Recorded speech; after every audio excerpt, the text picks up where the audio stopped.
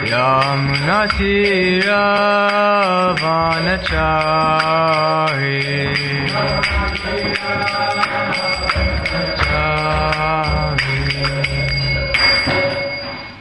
Jai Om Vishnupada Paramahamsa Pradikacharya Sutta Sutta Shri Srimad His Divine Grace A.C. Bhaktivedanta Swami Srila Prabhupada Ki Jai. Kantaraj Srimad Bhagavatam Ki Jai. Gaur Premanande Hari Hari Bol. Om Namo Bhagavate Vasudevaya. Om Namo Bhagavate Vasudevaya.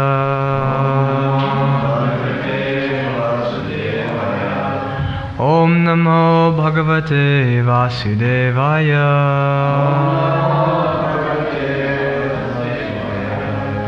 Narayanam Namaskrityam Naram Chaivam Narottamam Devim Saraswatim Vyasam Tato Jayam Udiraye. This morning we're reading from the Srimad Bhagavatam, Canto 2, Chapter 5, Text 13. Please repeat after me. Vilajja manaya yasya statum ikshapate muya vimohita vikatante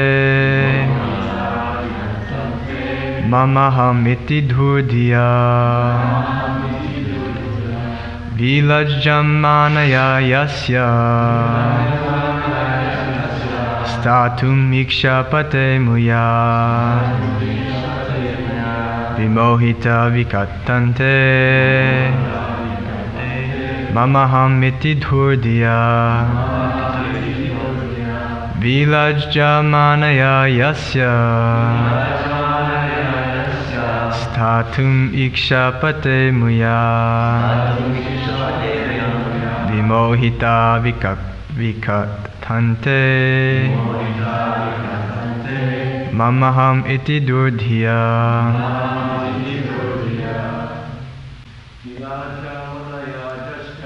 Vilajja manaya yasya statum ikshapate muya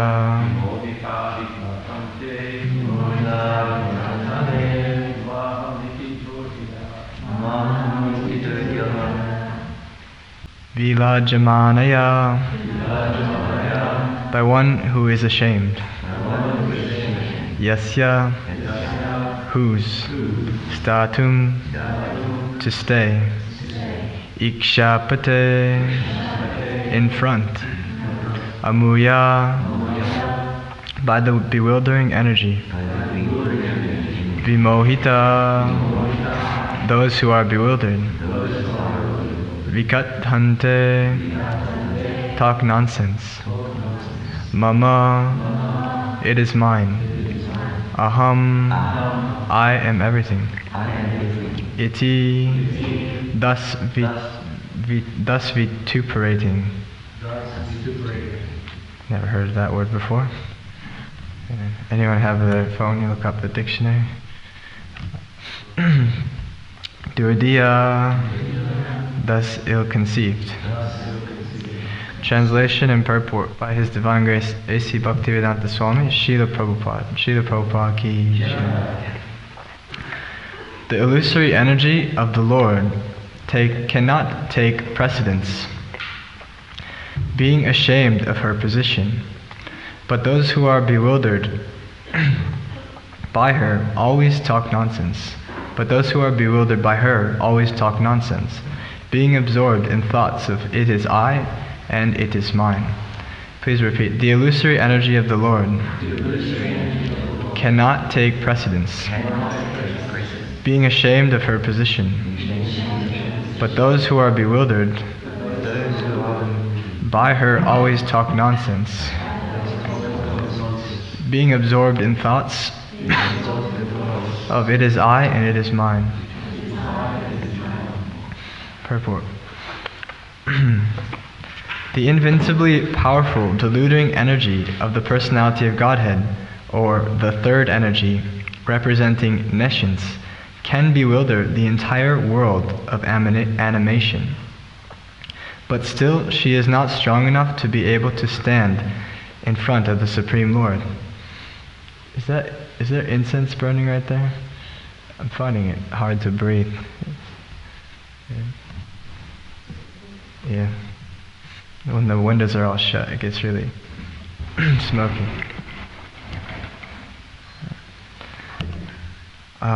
Okay. Nescience, but still she is not strong enough to be able to stand in front of the Supreme Lord. Nescience is behind the personality of Godhead, where she is powerful enough to mislead the living beings. And the primary symptom of bewildered persons is that they talk nonsense. Nonsensical talks are not supported by the principles of Vedic literature. And first-grade nonsense talk is, "It is I and it is mine." A godless civilization is exclusively conducted by such false ideas. And such persons, without any factual realization of God, accept a false God or falsely declare themselves to be God to mislead persons who are already bewildered by the deluding energy.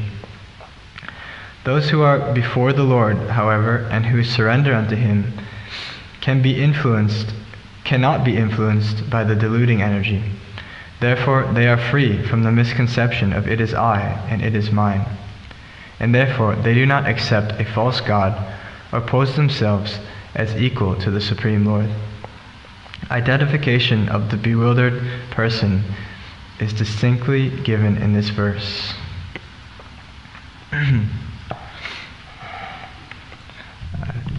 Request the blessings of the senior Vaishnavas to be able to speak. Offer my respectful obeisances unto my spiritual master and to Srila Prabhupada, who's given us this nice purports on the Srimad Bhagavatam. Thank you all for coming to the morning Srimad Bhagavatam class. So this verse is a really nice verse, and it clearly establishes the theology of the Srimad Bhagavatam. In the Bhagavat Sandarbha of Jiva Goswami, the Bhagavat Sandarbha is one of the first systematic breakdowns of the Srimad Bhagavatam in our lineage coming from Sri Chaitanya Mahaprabhu. So he created a systematic study of the Srimad Bhagavatam, and it's divided into 6 different books. And the first one is called the Tattva Sandarbha. And he begins there with a section considered what is called Vyasadev's trance. Vyasadev's trance. So Vyasadeva is the compiler of the Vedas, and he's the compiler which includes the Srimad Bhagavatam, which is the book we're now reading. And it's a very similar statement in that section, very similar to this verse. This verse is explaining the nature of the position of the illusory energy in relationship to the Supreme Lord. So I'd like to read those verses because Jiva Goswami chose these verses to quote in the very beginning of his of his 6 Sandarbhas because he considers it one of the key essence verses of the whole Srimad Bhagavatam, because after Vyasadeva compiled the Srimad Bhagavatam, after he was instructed by Narada Muni to do so, after he compiled all the other Vedic literatures, including the Vedanta Sutra and Mahabharata and the other Puranas, he had already put it all into writing, but still he was feeling dissatisfied that he hadn't given the essence of the Vedas clearly yet.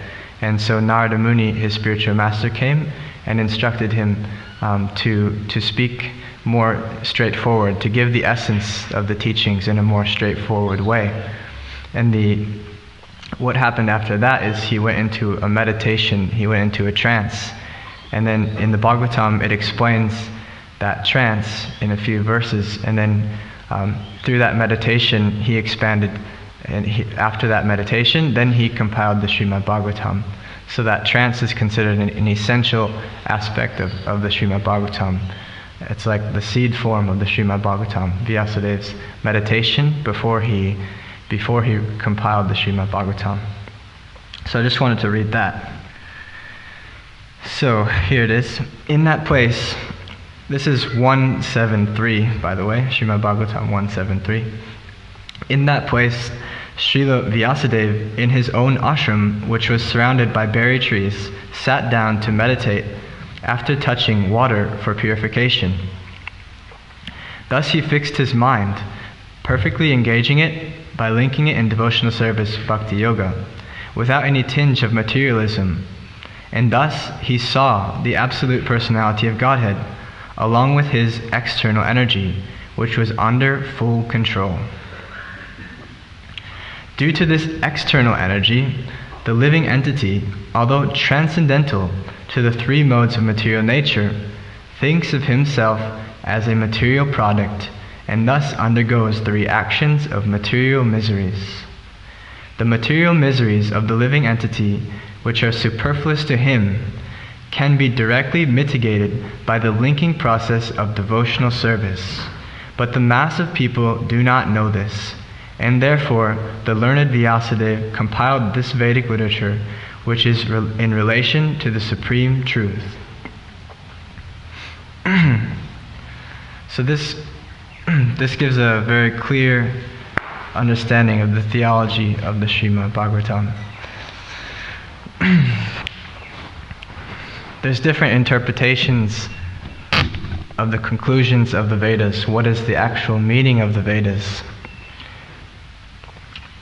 But this, according to the Srimad Bhagavatam, and according to the teachings of Sri Chaitanya Mahaprabhu, who followed and expanded upon the teachings of the Srimad Bhagavatam, this is the theology. There's the Supreme Lord, there's the material energy, and there's the living entity who's under the control of the material energy. In this purport, it's described that this is the third energy. Does anybody know what that means, the third energy? That means there's a first and a second, right? If there's a third energy, there's a first and a second. Is anybody aware? I touched upon this the last time I gave class. First energy? Yes, Antaranga Shakti, spiritual energy. Second one? Anybody else? Second energy of the Lord? Jiva Shakti. Yes, exactly. Jiva Shakti. Or it's called Tatashta Shakti. The living entities. So there's these three energies. There's the spiritual energy, which in Sanskrit is called Antaranga Shakti. There's this Tatashta Shakti, which is like the living entities, that's us. We are considered this middle energy, and then there's the third energy, which is Bahiranga Shakti in Sanskrit, which is the material energy of the Supreme Lord. So this is the theology that, and the controller of all these energies, there's a possessor of these energies. So there's this spiritual energy, there's a material energy, there's living entities who are in between, who have the option to live in the spiritual or the material energy. And then there's the possessor of these energies, which is Ishvara, the Supreme Lord. and the process of the Tatashta Shakti transferring from the material energy to the spiritual energy, that's called bhakti. Bhakti. That's the linking process of devotional service, as explained, which in the verses that I read, that Vyasadeva saw. So there's different ideas of that. That's the conclusion of the Srimad Bhagavatam, of the Gaudiya Vaishnava Sampradaya. But there's other ideas. One of the popular ideas is called the school of Advaita Vedanta. Advaita Vedanta. we consider this in short called Mayavadi philosophy. So they have a different conception of the conclusion of the Vedas. Their conception is that It's just Brahman and Maya. So there's no Supreme Lord. Everyone is Brahman, and when in the conditioned state you think that you're not Brahman, and then in the perfectional state you go back to being Brahman. And there's different ideas of what that means. That could mean that you are the Supreme Lord, you are the Supreme Brahman, or it could mean also that you give up your individuality completely. That there's no individuality. That's why it's called Advaita.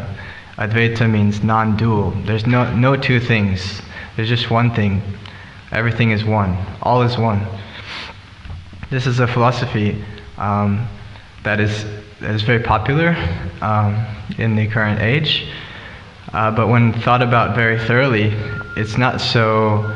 If you go really deep into this and you meditate on it, everything is one and that's it, then it becomes impersonal. It's what's called impersonal. There's no you, there's no me in the ultimate sense. There's just one. There's just one Brahman. And then when the living entities attain moksha, or freedom from the material energy, which is considered an illusion, that the I and you is just a product of illusion, and when we attain freedom, we just become one. So that sounds kind of nice on paper, but in actuality, that means that we're giving up our individual existence on the eternal platform. That's like, Srila Prabhupada explains that it's something like spiritual suicide, trying to extinguish the existence of the soul, and giving up our individual eternal nature as spirit souls. So if you go really deep into this philosophy in and of itself, that everything is one, you come to that ultimate conclusion of giving up your individual existence, which is not very natural for the eternal soul. Not very natural. But the Bhagavatam and the Gaudiya Vaishnava teachings are not that. The Gaudiya Vaishnava teachings are not Advaita Vedanta. What is the name of the philosophy? The philosophical system? Achintya Veda. Yeah. It's both oneness and difference. Everything is one and everything is also different. And what does that mean? That means that there's a Supreme Lord, and then there's His energies. And there's a oneness. Everything is eternally related. Everything is eternally existing. There's one supreme existence. And there's a relationship.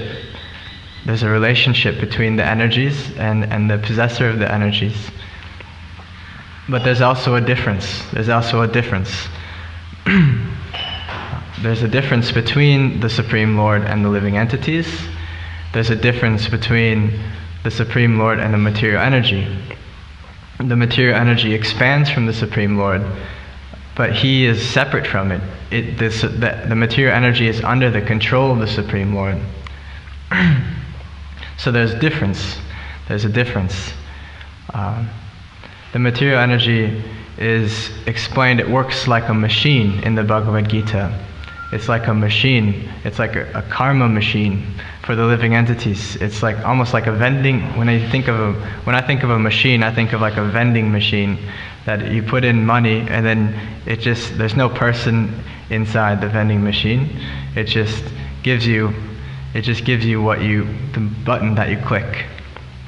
So in the Bhagavad Gita, it's explained that analogy that the material energy is like a machine, and the living entity is situated in that machine. And what happens in that machine is that you just get what you choose. You based on your activities, and this is called the law of karma.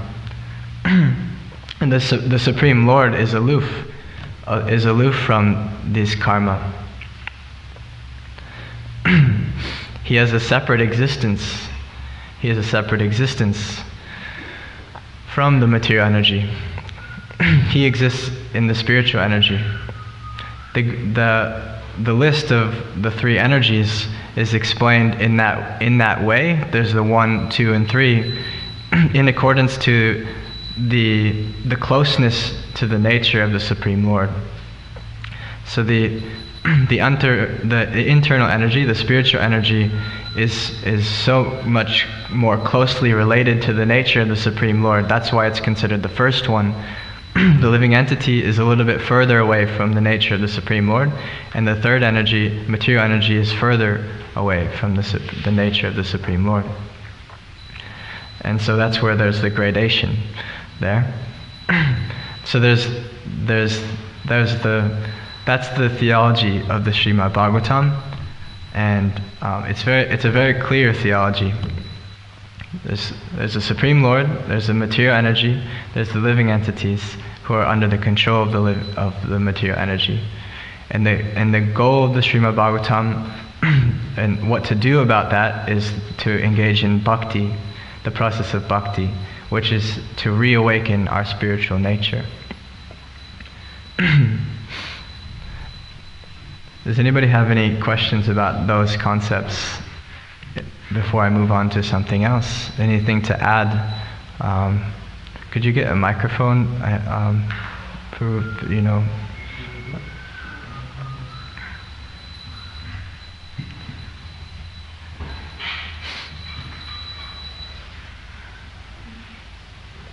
You have to turn it on up there, up on the top. There's a machine.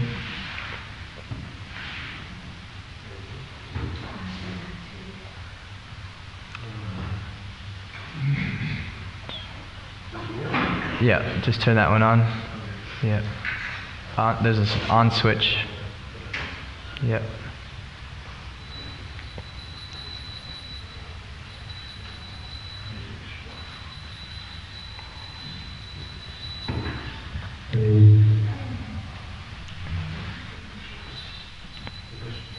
Does anybody have anything to discuss, questions about these concepts of the Srimad Bhagavatam?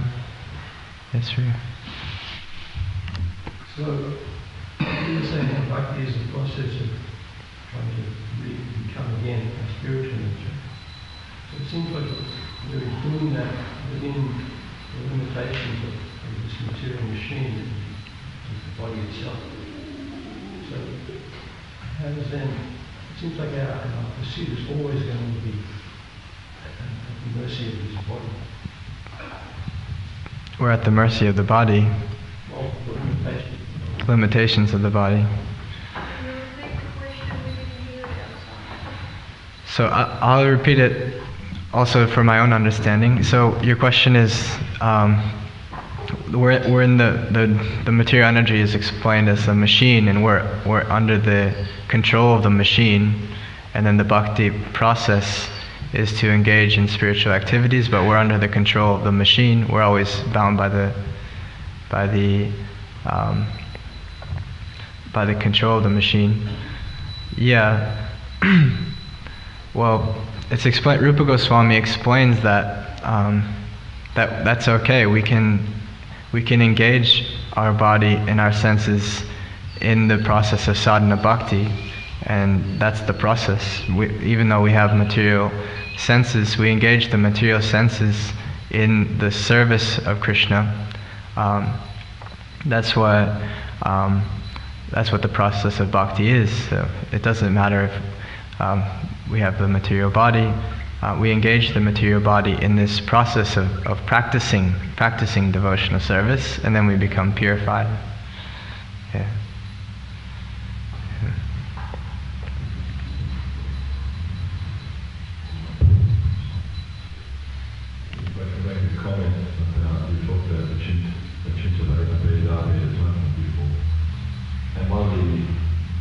One of the extraordinary things about the philosophy, even though we can talk about it and say, everything is simultaneously different but not different from Krishna, but I think one of the real keys of that is its chintya.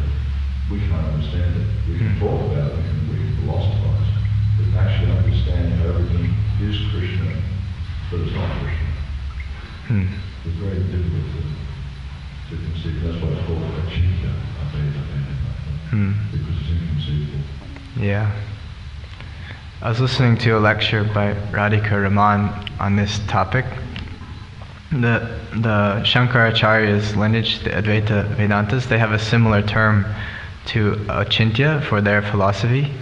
It's called anavachaniya, unexplainable. Unexplainable is the English translation. In Radhika Raman, he really, in this lecture, it's on the internet, it's a Tattva Sandarbha lecture in the ISKCON Silicon Valley. He explained it in such a way, it just completely blew my mind, the way he explained this Achintya, as opposed to this Anirvachaniya, unexplainable, as the Mayavada philosophy. He explains how glorious it is that Achintya, the inconceivable nature of the Supreme Lord, is a glorious thing. To not be able to understand the nature of the Supreme Lord fully is a glorification of the nature of the Supreme Lord. That there's this Supreme Being, and there's all these the universes come from Him, and this is His position, and he has this spiritual platform, and then the material existence as well, and everything is supported by Him. Everything emanates from Him, and it's inconceivable to our limited minds how that can be. And that's a glorification. But the unexplainable nature of the Mayavada philosophy is quite sad, actually. Like they're saying the unexplainable nature is that how Brahman can be covered by Maya. How they have to explain that this is unexplainable because Brahman, there's the quotes from the Vedanta about the nature of Brahman, how it's eternal, it's pure, it's ever pure, it's uncontaminated, one, everything is one. How can this Brahman come under control of Maya? And also how they also have to explain this in terms of how the material energy is false. Also, how everything besides Brahman is an illusion. It doesn't exist. To explain how Brahman becomes covered by Maya, the supreme Brahman, the energy gets covered by Maya, and when it achieves freedom from Maya, it retains its state of Brahman. They have to explain that, and they have to explain how the illusory energy doesn't exist at all. And they explain that this is anirvachaniya, unexpressible by words. And he's saying this is, people are already confused about so many things, and to tell them that the world doesn't exist. The only thing that we know exists, the only thing we can see and observe with our senses and mind, to say that it doesn't exist at all, it's all just an illusion, doesn't exist, it's very confusing, and it's very sad for people. And we know from Srila Prabhupada's teachings that the material energy does exist. The universe does exist right now. It has an illusory nature, but it does exist. It's temporary, and is illusory by nature, but it exists. But the Mayavadis are trying to explain that it doesn't exist at all, and this is unexpressible with words. Is their way of, one of their tools of explaining it according to the Vedanta philosophy, which is quite mentally disturbing if you really try to apply it to your life practically. Everything just doesn't exist.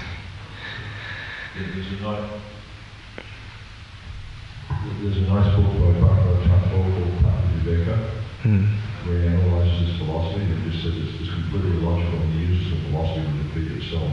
And it's just if you can follow through logically, this philosophy is nonsense. Yeah. That's what I got from hearing from Radhika Raman about the Tattva Sandarbha. And that's the main mission of Jiva Goswami.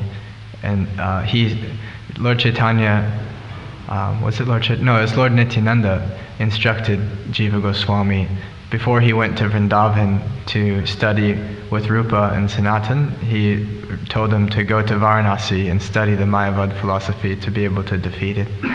So that's one of the main missions of the Bhagavat Sandarbha, the Sat Sandarbha of Jiva Goswami.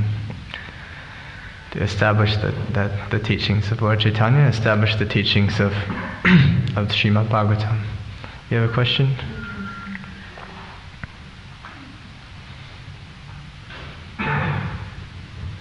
You mentioned how the philosophy of Mayavadis is totally illogical.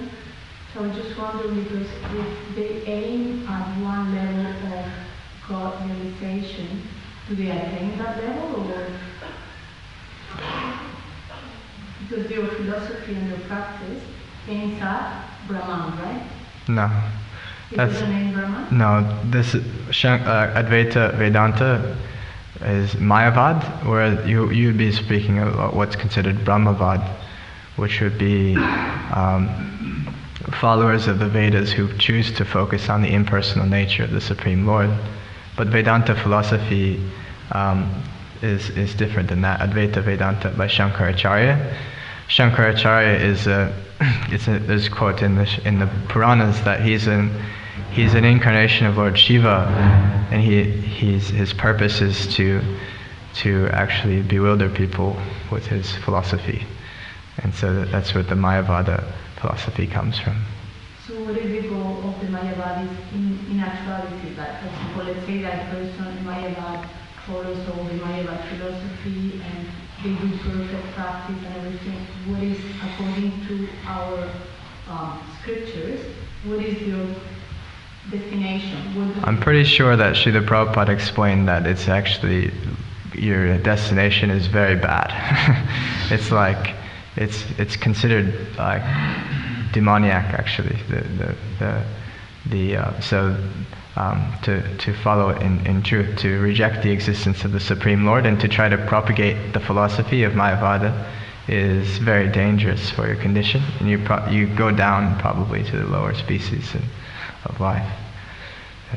That's what, like Srila Prabhupada repeated that quite again, that this is atheistic, this is demoniac, and other acharyas have said that, like, this is not good at all. This is not good at all to follow the Mayavada philosophy.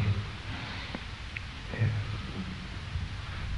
I love the understanding that Shiva's purpose. I was under the understanding that Lord Shiva is the deity in charge of Tamakuna to elevate living entities, atheistic, demoniac living entities in the mode of ignorance. So how could his mission result in their destruction?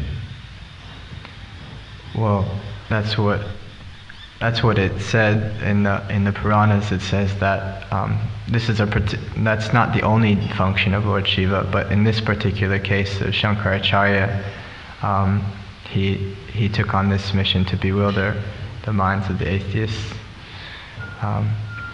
And the purpose is intertwined with the other incarnations of Buddha. Like Lord Buddha's incarnation, first we hear about this progression of incarnations. There's Lord Buddha, and then there's Shankaracharya, and then there's the Vaishnava acharyas like Madhva, Ramanuja, and Lord Chaitanya. And so they kind of have this relationship in the beginning of Kali Yuga. All these personalities. Have you heard of this before? The relationship between Lord Buddha and Shankaracharya. Introduce slightly the concept. Yeah, so that Lord Buddha rejected the Vedas. Lord Buddha rejected the Vedas because the Vedas were being misused in the beginning because of the influence of Kali Yuga, and there was being misused particularly by performing so many animal sacrifices without the qualification to actually perform them. And so he rejected the Vedas, and he taught the noble truths. He taught basic principles, meditation, basic principles. Then what happened after the Buddha's incarnation is a whole different story. It became, generations of doctrine and theology has come about from that. But what Lord Buddha actually taught was very simple. He just rejected the Vedas, taught a simple form of meditation, a few noble truths. From there came the Buddhist religion. But his goal, the incarnation, is to stop these animal sacrifices, reject the Vedas. And then there's Shankaracharya. So Shankaracharya, his incarnation, he's an incarnation of Lord Shiva, and his incarnation is to bring people back to at least start accepting the Vedas. So he created this philosophy, Mayavada philosophy, because it's really closely related to the Buddhist philosophy, nihilistic Buddhist philosophy, Shunyavadi, it's considered. And then so Shankaracharya used the philosophy, used the verses of the Vedanta, and he put his purports. What's it called? Shariraka Bhashya, the commentaries of Shankaracharya on the Vedanta Sutra, and he juggled the words. He made it out to come to the conclusion of the Mayavad philosophy as it is. And this was an attempt to bring people back because it's closely related to Buddhism, so now they can start at least accepting the Vedas. And then from there, there's Madhvacharya, Ramanujacharya, and then Lord Chaitanya. So that they have this relationship as described. Yeah, you can. When you originally spoke about this point, I had a positive conception, which was that if one would probably consider these statements of inconceivability, they would understand that it's only through the grace of the Supreme, whether your conception of the Supreme is because they're being delivered a conception that is a reality that is superior to the suffering one that we live. Yeah. If you follow that conclusion, that you will surrender, which is the purport of all of our scriptures. Yeah, definitely. In the Bhagavad Gita, it's saying that the only way to understand this inconceivable nature of the Absolute Truth is through the descending mercy, through following the process of bhakti. Yeah. So that would mean that these philosophies would be good if you followed them properly? No. Not the Mayavad philosophy. Anything else?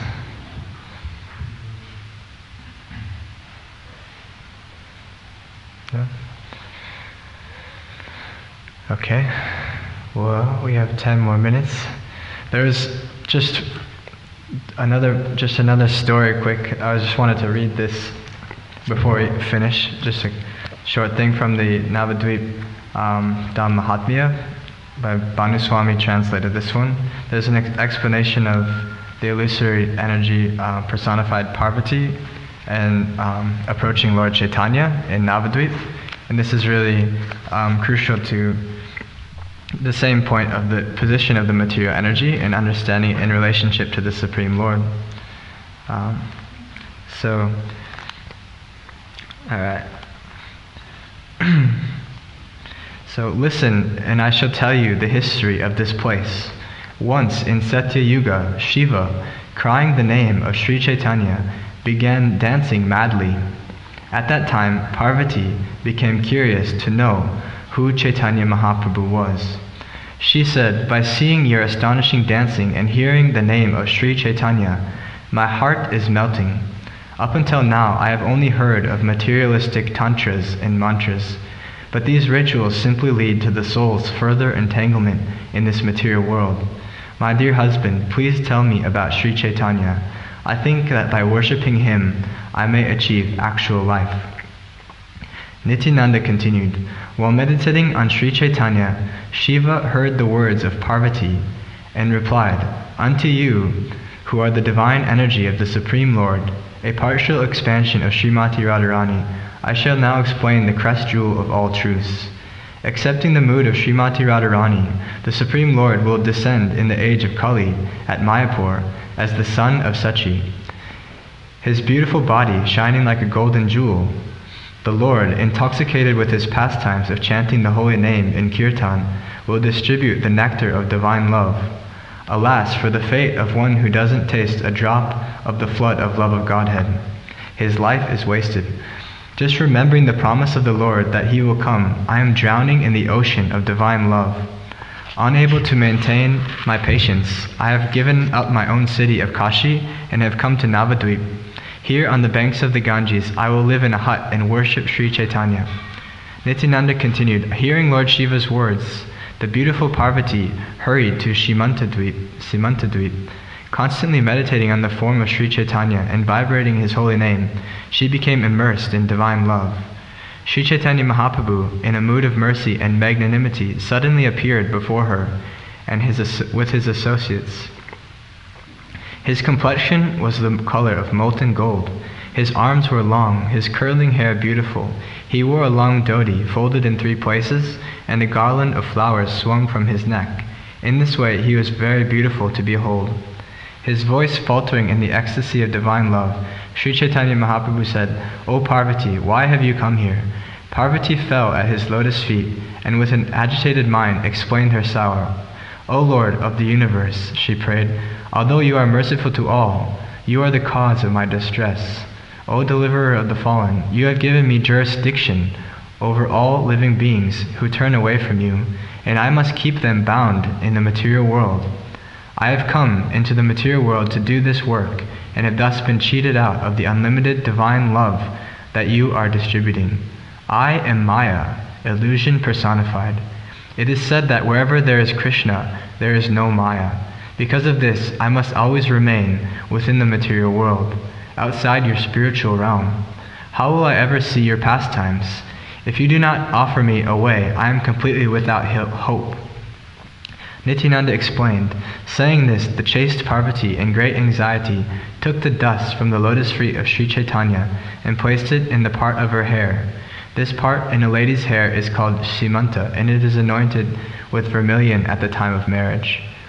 This is how this place became called Simantadvip. The common people call it Simulia. Being pleased with Parvati Devi, Sri Chaitanya told her, "Listen carefully to my words, O Supreme Goddess. As my energy, you are non-different from me. My divine energy takes 2 forms.